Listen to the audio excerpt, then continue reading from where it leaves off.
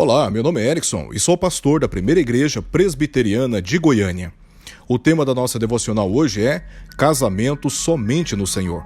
E o texto bíblico que estaremos lendo e meditando se encontra na primeira epístola de Paulo a Coríntios, capítulo 7, verso 39, que diz assim: A mulher está ligada enquanto vive o marido. Contudo, se falecer o marido, fica livre para casar com quem quiser, mas somente no Senhor. No capítulo 7 de 1 Coríntios, o apóstolo Paulo trata diversos assuntos relacionados ao casamento, oferecendo instruções aos solteiros, viúvos e casados em vários contextos. Ele demonstra o alto conceito da aliança conjugal e esclarece que o casamento foi designado para ser uma unidade entre um homem e uma mulher e que ela jamais deve ser quebrada. Portanto, deve ser tão protegida quando estabelecida, quanto prevenida de decisões precipitadas. O casamento une não apenas os prazeres e as rotinas, mas também exige a unidade de fé e de propósitos na vida.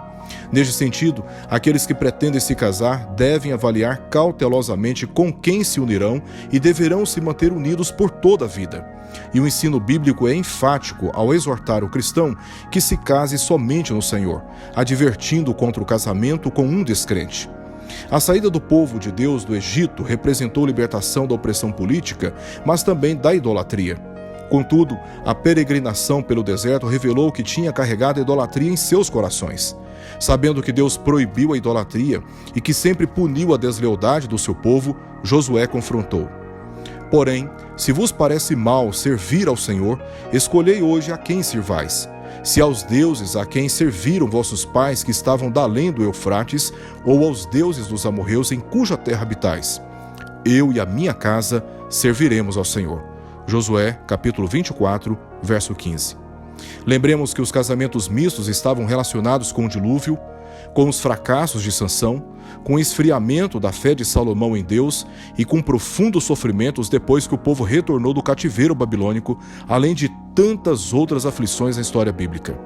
Tal propósito de desobedecer à instrução de Deus é tão grave que Esdras, o sacerdote, exortou os israelitas de terem transgredido quando se casaram com cônjuges descrentes.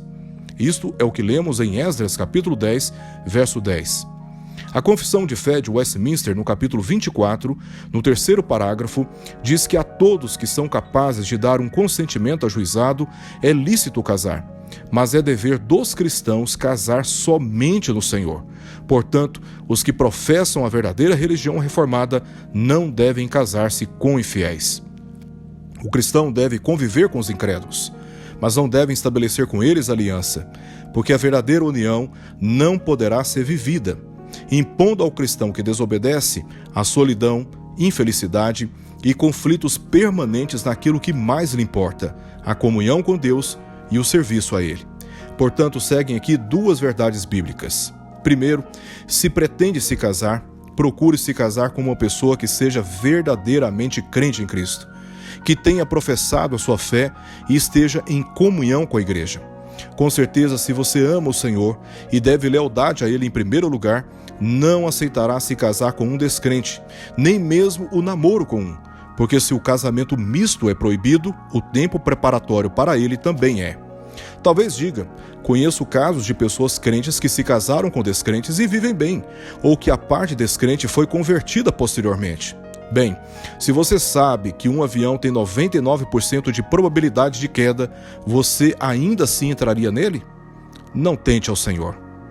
Em segundo lugar, se já está casado com uma pessoa que não é crente em Cristo, a palavra de Deus oferece várias instruções e todas elas são baseadas no preceito de que o casamento, mesmo neste contexto, deve ser mantido com perseverança e bom testemunho, a menos que o descrente obstinadamente queira partir, conforme lemos em 1 Coríntios capítulo 7, versos 12 a 13.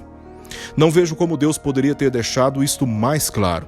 O casamento deve ser somente no Senhor. Oremos. Senhor, te agradecemos pela tua palavra e pela sua instrução. E a nossa oração é para que ela brilhe diante dos pés do teu povo, para que case-se somente no Senhor. E para aqueles que já se encontram casados com descrentes, que sejam, pela tua palavra, confortados, instruídos e encorajados a manterem um bom testemunho e a preservarem os seus casamentos em fidelidade ao Senhor. Nós oramos por isto em nome de Jesus. Amém.